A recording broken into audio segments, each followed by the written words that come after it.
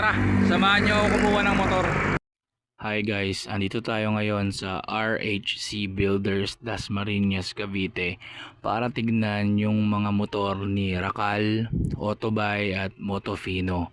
Meron silang mga patrol, tuktuk, eto mga pangpantra, dirt bike, enduro, adventure. Meron din silang scooter dyan, cruiser, merong 4x4. So tignan natin mamaya.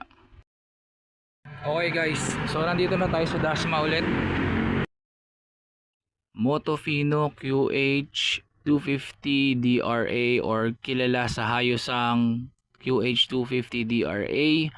Hindi na ako magkukwento kung ano bang specs ito. Marami ng vloggers na gumagawa nun, pero kita nyo naman ang kisig ng cruiser na to. V-twin, 75 degrees.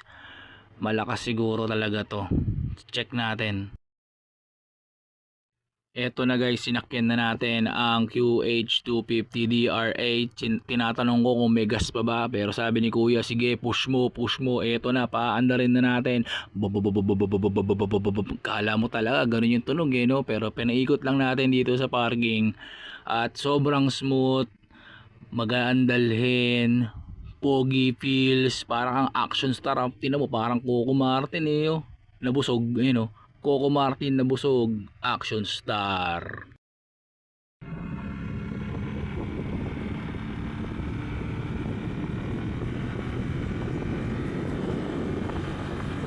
Oh guys, napasobra ata ang test drive ko. So let's talk about my personal experience sa motor na to and other stuff about it on my next video.